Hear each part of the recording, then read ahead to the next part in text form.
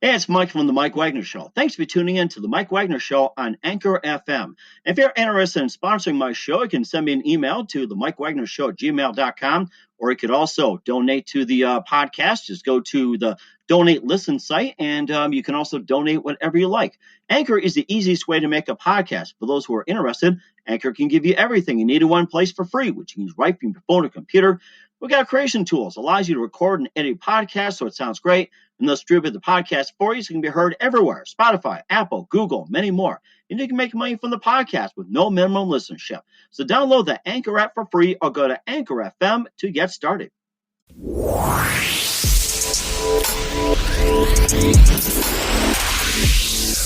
It's now time for the Mike Wagner Show, powered by Sonic Web Studios. Visit online at sonicwebstudios.com for all your needs. The Mike Wagner Show brings you famous celebrities and amazing people from all over the world. Listen online at themikewagnershow.com and on Facebook, SoundCloud, Spreaker, Spotify, and iHeartRadio. And watch the interview on YouTube. So sit back and relax and enjoy the Mike Wagner Show.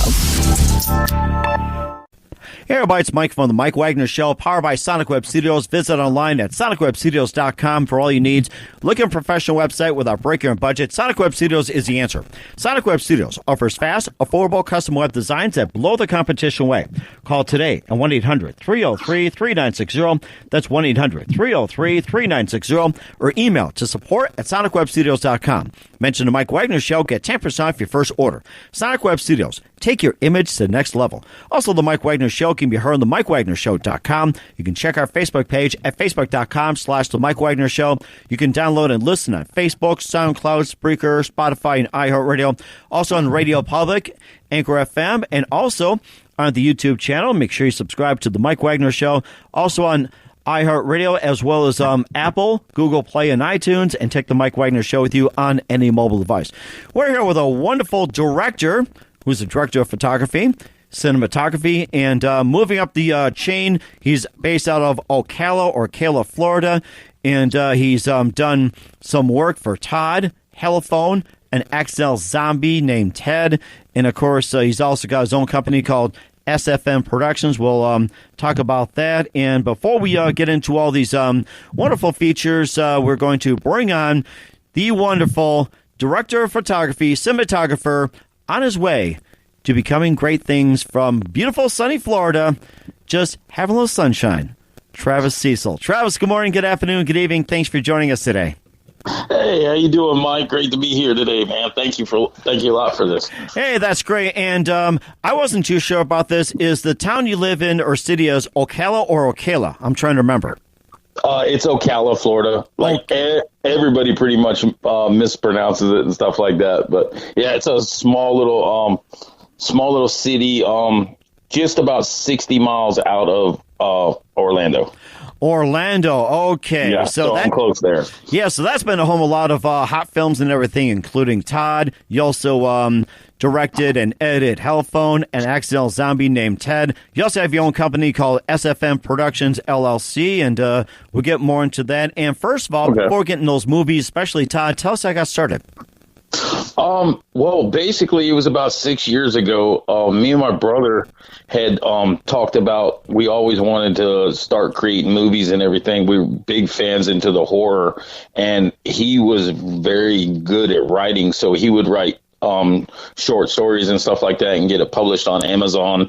And then it was up to me after that to try to put together a production team and start filming all this stuff. The bad thing about that was it kind of he went his separate way, and so did I. He ended up chasing a different career, and I was stuck here going, oh man, I spent all this money trying to get all this equipment together. What am I going to do? So a few of my friends, they were local rappers here in town, and they started inviting me out to their shows. And so it was just me and my camera at that time. And I ended up filming and doing a lot of live performances and basically kind of put myself through my own film school. Wow. Yeah, and really just enjoying everything. And then one of the artists wanted a music video done. And from everything I learned about anybody who's done anything in film is never say no. So I was like, yeah, I know exactly, let's do it. Let's set a date. Let's do it. Little freaked out when I went home that night because I didn't know what I was doing. So I ended up, I talked the right game. So I ended up studying a lot, watching like YouTube tutorials and stuff like this. And I was like, man, I got this stuff, no problem. And went out there, carried myself as professionally as I could be. We shot the music video in 2 days, and then they wanted like a horror theme around it. So which was right in my alley. So it was kind of like my chance to do my version of Michael Jackson's Thriller. So I was able to do, we did like a kind of like a old slasher style Michael Myers type to this video. It's called Cracker on the Edge. And it's just, it's a good 15 minutes long, and it opens like a regular slasher film. You had the music video in between, and then it ends with like the killer and his split personalities. So it was a big journey on that. And if you can ask anybody when they first started in filmmaking, it was like, it was like the greatest thing ever. And then looking back at it now, it's like, oh man, I've grown so much as an artist, because it's like sometimes I'm afraid to actually show that video now, but people still love it to this day, which is amazing. So I really owe everything that I've started to a lot of local artists around here in Ocala, because they gave me the chance when I didn't have one. And then kind of growing up the way I did, I couldn't really afford film school. So it was so much easier to just try to create it all on my own. Mm-hmm. And what's it take to be a cinematographer? Lots of trial and error. I'm not going to lie. It's just, I see everything in my head. That's kind of like the weird part. It's like, even when I'm reading scripts and stuff like that, it's like I can see the movies and I can see anything kind of like play out. So it's just basically taking those images out of my head, and then like the artist or the director, whoever I'm working with, and bringing their creation to life. And a lot of imaginative comes out of it. I was a big couch potato growing up as a kid, so I always watched movies. And matter of fact, the first time I saw the movie Jaws was like, that was it for me. It was like, I knew as a little kid, it was like, this is what I want to do. My mom introduced me to horror when I was a kid. Oh my goodness. Yeah. So growing up, like me and her was able to share that experience, and being as a young kid watching it, and me being the only one going to school and telling all my friends what I get to watch at home. And it's not allowed at their house, but my parents always had this like trust system with us, and they explained to us that it was like, growing up, that this is make believe, this isn't real. And then I was like, oh, okay. So this is movie making. Mm-hmm. So, and I just fell in love with everything. And growing up, most of the times when I would watch films, I would watch it without sound. Oh, and wow. Just try to figure out how they're putting these scenes together and things like that. Like I literally studied it like I'm going to school. So it was like I could watch everything getting put together, like where the camera movement's going to come in, how this cut's going to come in, where the scare is going to come in. And I ate it up. Like I actually loved it more than I did regular school. Eating up like Jaws. That fits perfectly. And what are your thoughts on that movie, Jaws? Oh man, just amazing. And to finally hear like a lot of because there's a lot of anniversary editions that's come out to that movie, and to hear everything that Spielberg went through and all the troubles and the shark not wanting to work, and how was they able to work around that? And it was amazing, because as a kid I was blown away, because I thought the shark was there the whole time. Little did I know that it was just a fin floating by, because they could never get the damn thing to work. and it was just like, you watch all these documentaries and you're like, oh my goodness, this is filmmaking. This is what I want to do for the rest of my life, because they knew they had to put this thing out. Somehow this movie had to get released. And it was just like, knowing all that, it's just, this is something that I eat, sleep, and breathe. Mm-hmm. There's nothing that I want more than this. So and of course I talked to a couple of people who were involved with Jaws. It was obviously no CGI, everything was all built and everything. Now, if you were asked to direct, say, a brand new Jaws, like say coming out in 2020, what would you do different? Actually nothing. I love practical. That's the one thing for me. I guess growing up in the time I did within the early 80s and mid 90s and stuff, it's like I really love practical effects. I mean, CGI is okay when it works, but it's just like I'd rather see the craftsmanship behind it. I mean, when you look at movies like Freddy and Friday the 13th and Child's Play and stuff like that, like it was so amazing with everything, like what Tom Savini did. You know, it's just everything was just all practical effects, and I just fell in love with it. And you know, like I said, I probably wouldn't change anything in that type of movie. I would probably go back to the basics, because later on in the years when Jaws started making all the sequels, they really got away from the heart of the story. So if I was given a chance to do something like that, I would definitely take it back to that island and just have fun and create havoc. Mm-hmm. That was amazing too, and I can still hear that theme in my head. Bodum. Oh, yeah. And of course, speaking of movies as well, too, what are some of your other favorite movies you enjoyed growing up, along with your favorite directors and actors as well, too, in the movie business? Oh, okay. Oh, well, man, it's hitting home when you say favorite movie, because I've got tons of them. My wife messes with me today because like I got this Blu-ray set everywhere with different movies out of different genres. I would definitely say the early slashers, like Black Christmas, Halloween's, your Friday the 13th and stuff like that. Like I really love those type of movies. One of the movies I will say that made me want to get into cinematography, and a lot of people joke with me about it, Brokeback Mountain. Oh my goodness. One of the most beautifully shot movies, and even love stories. Like I couldn't believe how much that they got out of that entire film, and just the shooting of the landscapes and everything that was involved in that film. It was like, okay, now I want to be behind the camera. Now I want to create this.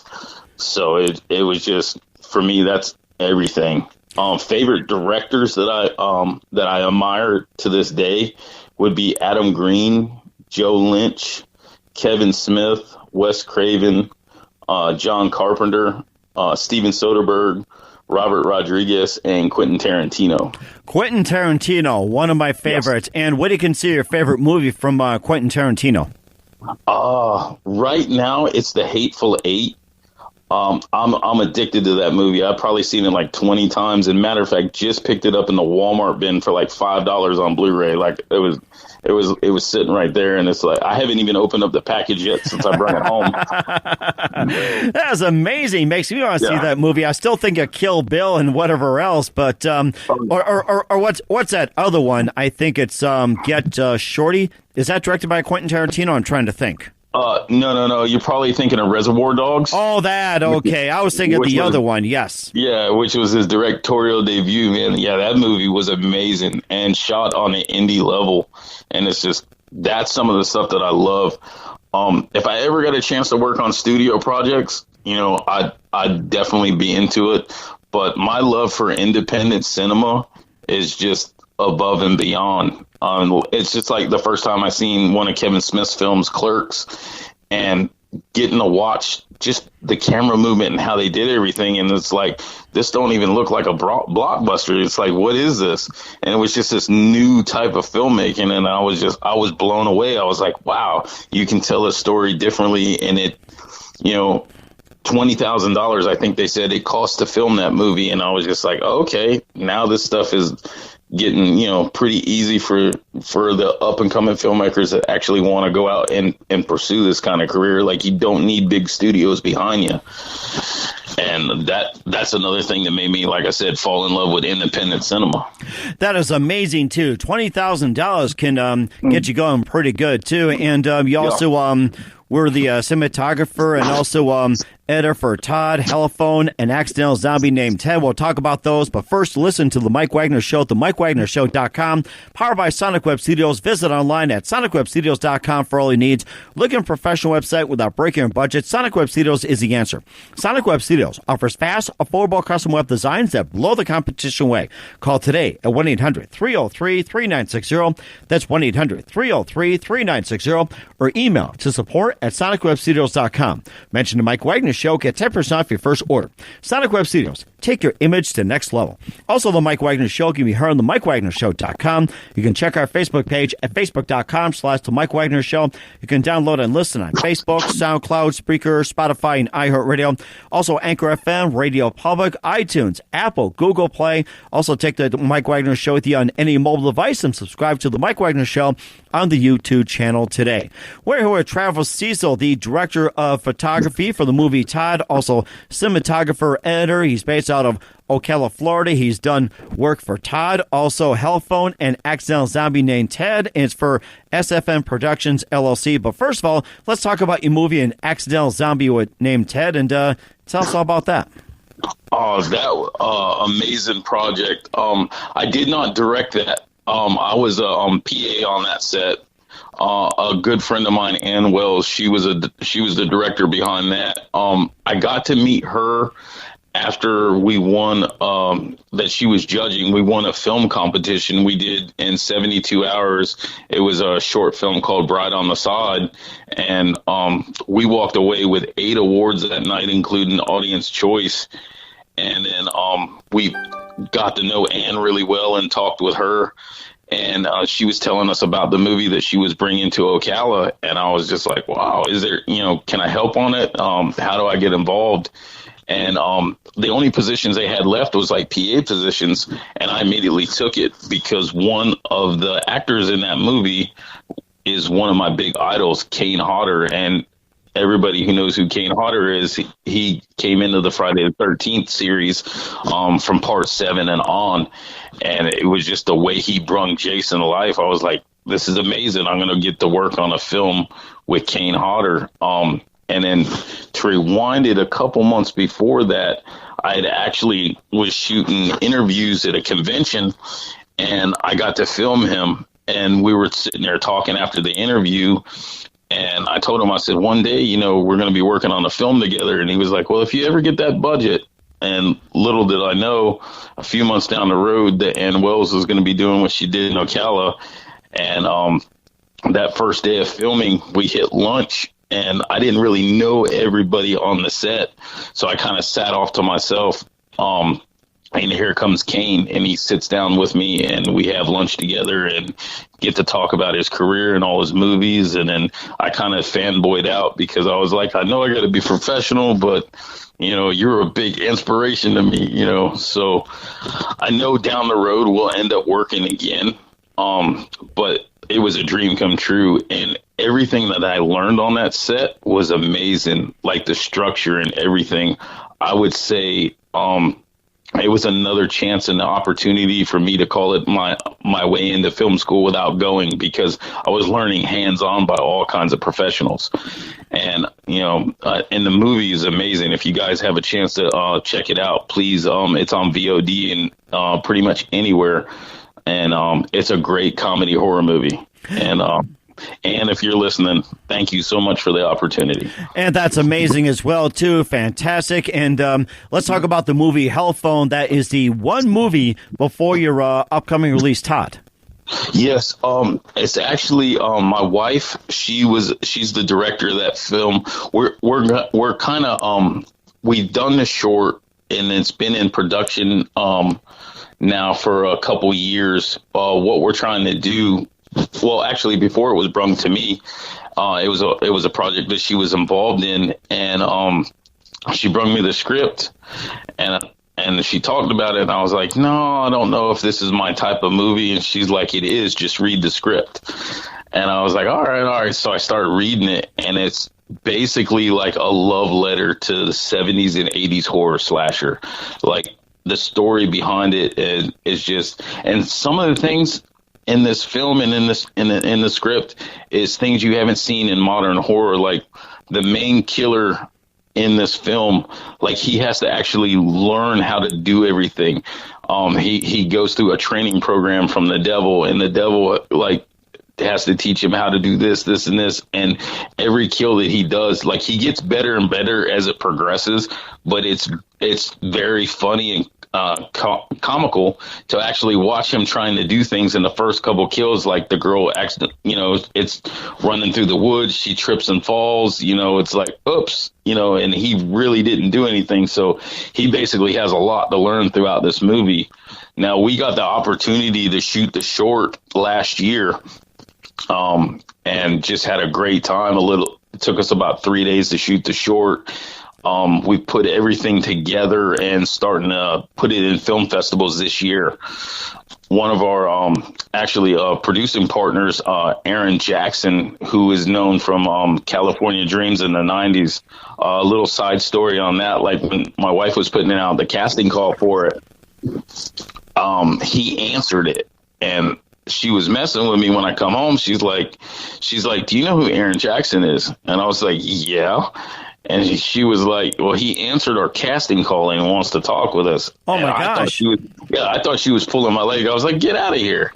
And she's like, well, who is it? I was like, well, when I was growing up as a kid, I was like, Saturday mornings, it was Saved by the Bell, and it was California Dreams. And I was like, trying to explain all this stuff. And it was just like, someone that I grew up watching on TV is actually talking to us. And it was like, it kind of freaked me out a little bit. So the more and more we got to talk about the movie and the script and everything.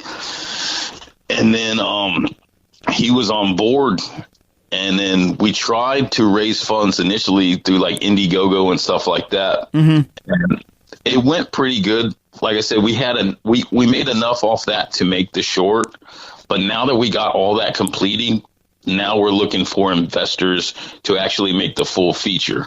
But with doing the short, the one thing I love is now we got something to show investors. So when we sit down for meetings and have these conversations, instead of just talking about an idea that's on the page, we can physically show them what we're planning on doing and why we need the money to make what we need to make the film.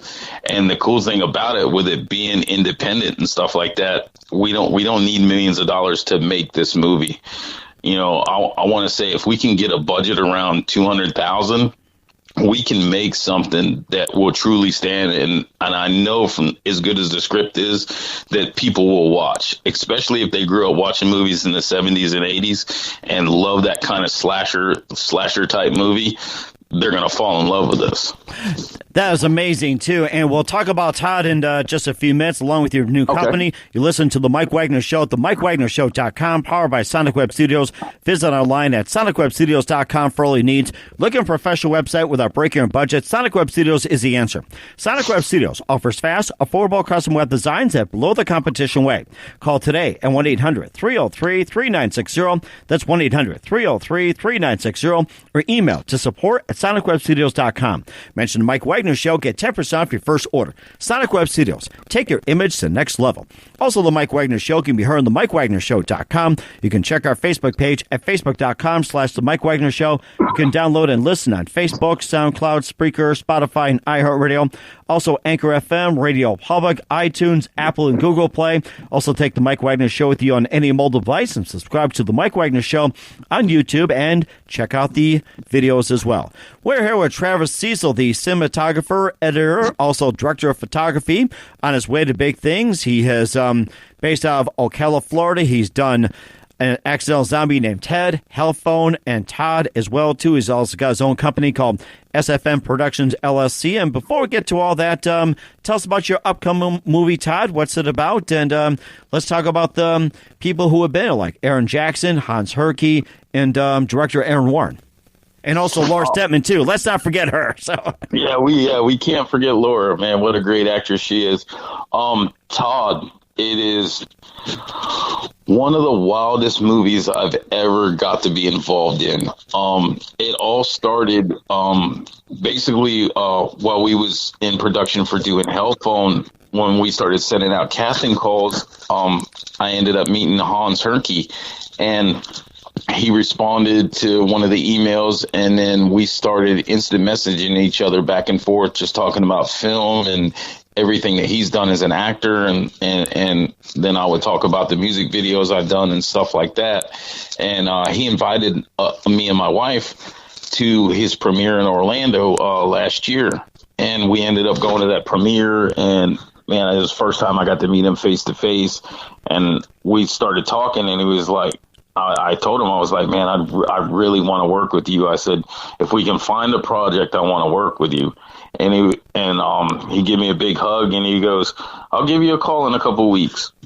Well, he was true to his word, and within a couple weeks, he gave me a call, and he was telling me about his buddy Aaron Warren, who he said he's got this movie named Todd, and he needs a director of photography.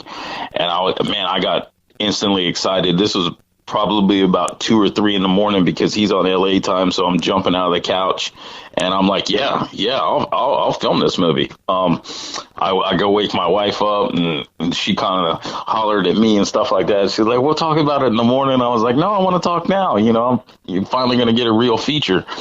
And I was all excited. He gave me the info to get a hold of Aaron Warren. I contacted Aaron, and we met a couple days later in Orlando. And we had that first meeting, and we talked about the movie. He started explaining to me his ideas for this film and how this guy Todd has just been mistreated pretty much his whole life, and his psychiatrist don't want nothing to do with him. He lost his parents. He becomes infatuated with this girl named Amy, and he's just like very stalkerish. And it was right up my alley because it borderlined the horror, but it had that suspense thriller that I always loved too.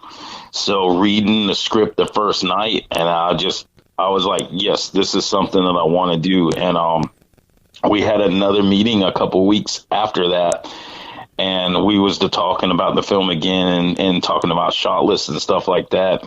And I turned to him and I said, Aaron, how big do you want to make this movie? And he was like, I want to go all the way with it. And I was like, well, let's go SAG. I was like, let's make a SAG feature and get some real actors involved in this project. And he was just like, you're on my page because this is something that I've always wanted to do too. And we just hit the ground running with it. I mean, he made me one of the producers on the film, and we took my company. Now my company was involved with like all the SAG paperwork and all that stuff, and getting everything legit and ready to go. And my wife, who is she's like my rock. She is the best partner that I could have in this business, and she is so business focused on it, and she got everything going, and then everything going with SAG, and then we was off to the races, and then come casting and all that stuff. That's when Laura got involved, and then we were looking for a Dr. Miller, and we put a few offers out there to a couple other actors and never heard anything back. And then I was like, I got the perfect guy for Dr. Miller. Why we didn't think of it in the very beginning. I messaged Aaron Jackson, and I was like, I want you to read this. I was like, when you read this, then I'm going to introduce you to the director. I said, this is a part for you. Like, I can see you playing this. And they had their conversations, and next thing you know, he was on board. And then we're all in this chat on Facebook, and Hans brung up, he goes, well, we got a little bit bigger budget. Why don't we try to get Michael Winslow involved? He lives in Orlando. And I was like, oh, this is amazing. I was like, how do we do that? And he's like, well, I got the number here for his agent. So I was like, I got it. Write out an outline of what you want to say to him. I'll pass it on to my wife. She'll make it sound as professional as possible, and we'll go from there. And at that time, we were just throwing darts at a dartboard and waiting. The first agent, we didn't hear nothing back from for like a couple weeks. And then I was like, you know what? He's got the other phone number here. Let's just go direct to his manager. We contacted him, and within a couple of days, he called us back, and I'm like flipping out. I'm like, I don't know nobody in New York.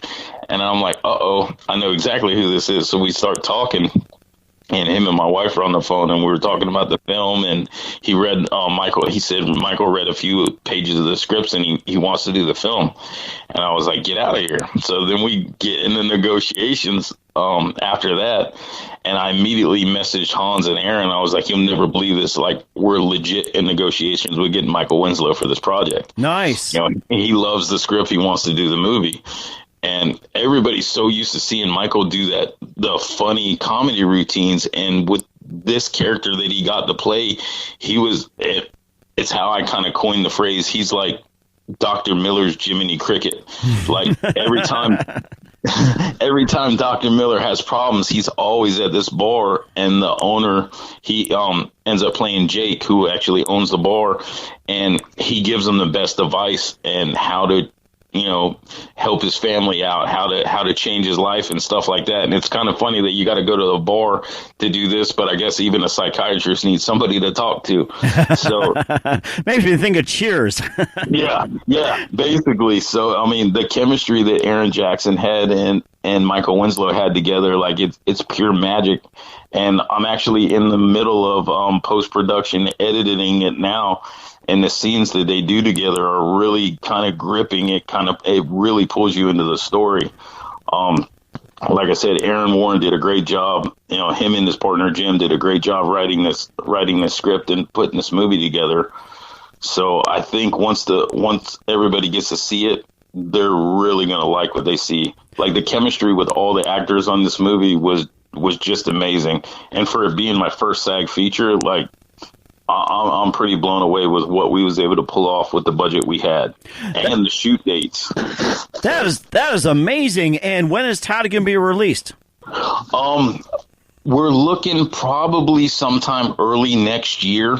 I have until I think October 9th to get the rest. We just finished the rough cut, and I'm going back and polishing off the film now, and then we'll send it out to the producers to get their notes on it, and if there's anything that they want to change or see differently, different angles, because, man, when I was behind the camera, we ended up shooting a little over 3 terabytes worth of footage, so I basically got enough footage to cut 3 versions of Todd if I really wanted to.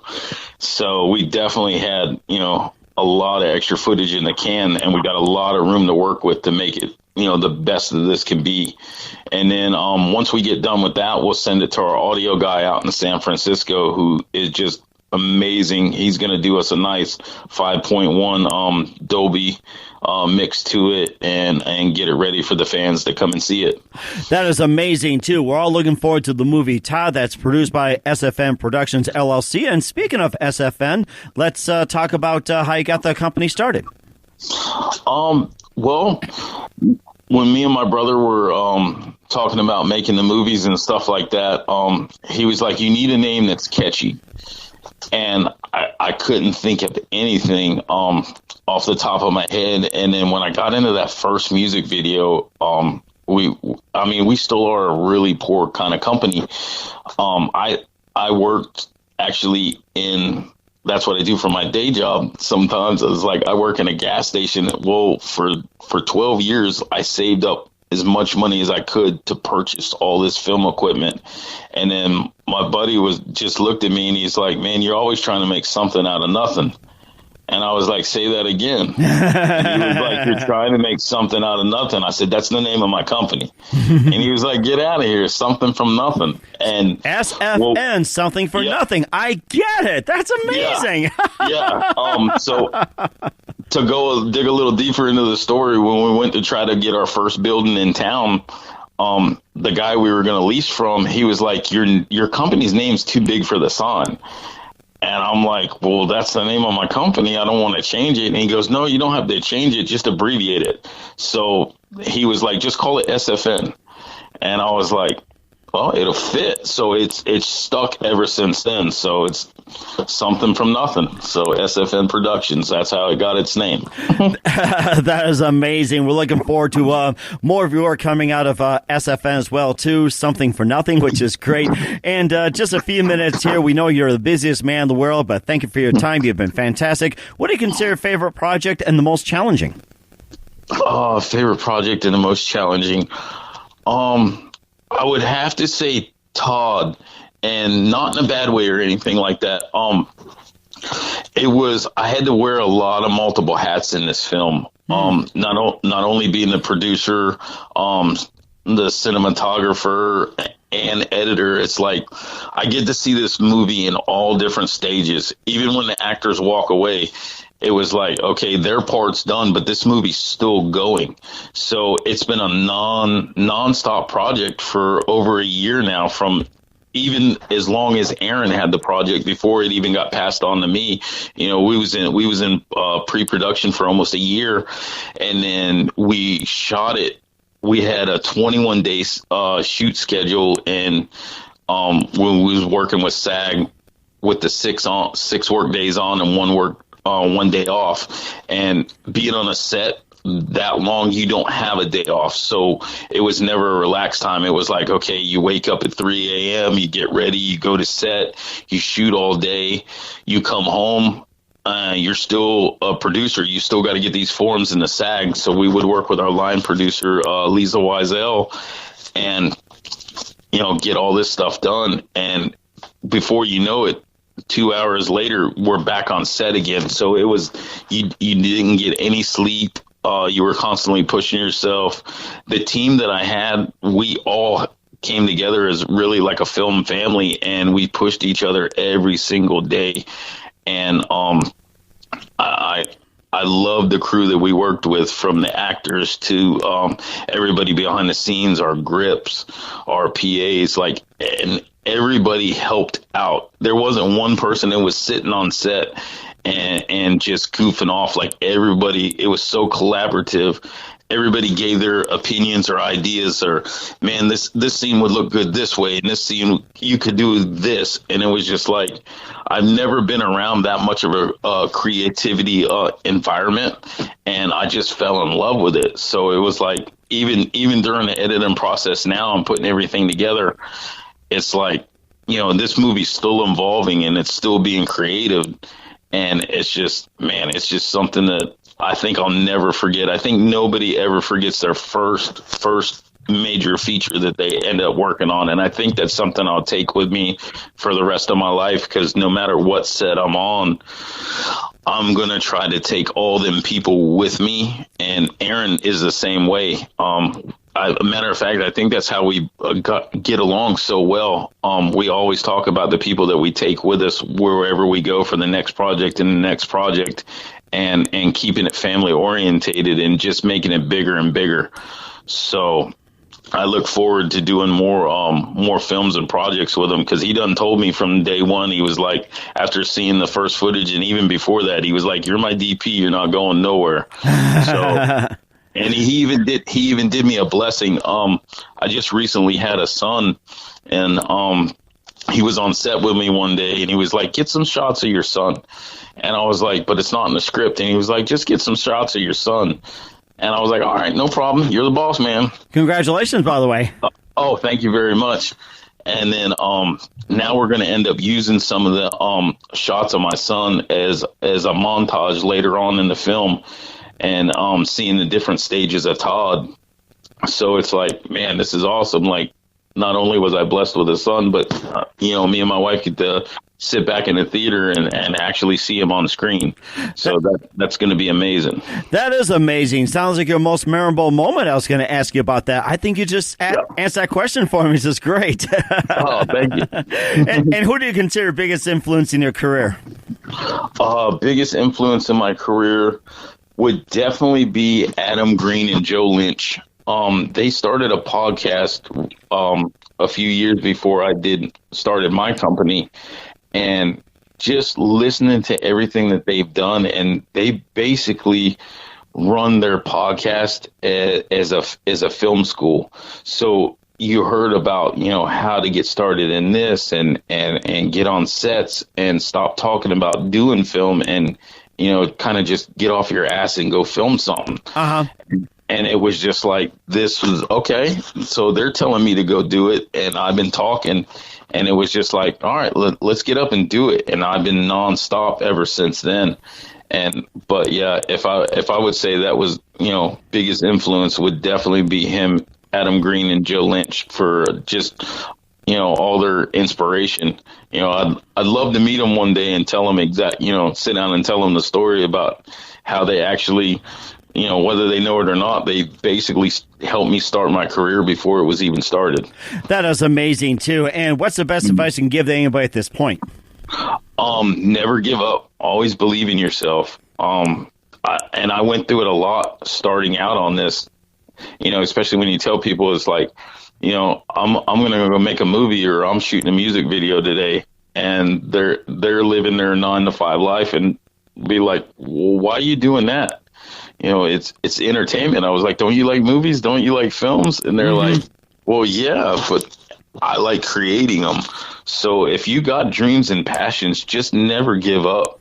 Always push to do it, because if I could find a way starting out with nothing but a GoPro in my hand and showing up at a club, and to where I am 6 years later, anybody can do anything. They just really have to put their mind to it and push yourself. That is fantastic. The best advice out there. And Travis, just want to say a big thank you for your time. You've been fantastic. I learned a lot from you. And before we let you go, you've been fantastic. We'd like to have you on again soon. Once again, tell us about your upcoming projects, your website, how do people contact you, and where can they see your films at? Right now, they can go on my SFN, search me on YouTube, and they'll see a lot of my music videos. And then if they search Bride on the Side on YouTube, it's not actually on my page. Another company produced it. So they'll be able to see that short film, hopefully with some film festivals around here. Within the next few months, you'll be able to see Hellphone. That after this is one of the main projects we're going to be working on next is turning that into the feature. Me and my wife have been talking with investors here lately and trying to get the ball rolling on that. And I know Aaron, he probably don't want me to announce the name of the other project yet, but he does have a script ready and he's ready to go on the next feature for that too. So I definitely got some work coming up. If you want to find me on social media, on Instagram, it's at SFN_Productions. Facebook is just SFN Productions. You can search it, and we're right there. I am a cinematographer for hire, so if other directors out there are listening and they need a DP for their films, all they got to do is message me either on Instagram or Facebook, and we respond. If not me, my wife Emily, she will respond with the quickness. And matter of fact, I'd like to give her email out too. It's Emily at SFN at gmail.com. No, Emily sales rep at sfn.gmail.com. I apologize about that. I don't email her a lot, so I didn't have that off the top of my head. Well, then again, you guys talk together a lot, so why bother emailing each other? Yeah. I talk to her all the time, but yeah, if anybody wants to book me, they can either go through me or her, and then I'd be more than happy to come out and shoot your film. Sounds great. Okay, Travis, just want to say a big thank you for your time. You've been fantastic. Looking forward to having you on again soon, and please do everybody a favor. Keep us up to date. Oh, will do. Thanks for having me, Mike.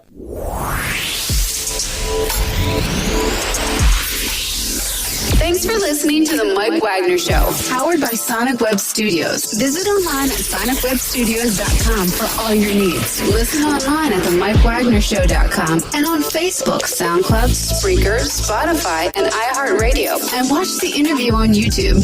Also, become a sponsor of the program and or donate today at themikewagnershow.com. Join us again tomorrow for another episode of The Mike Wagner Show.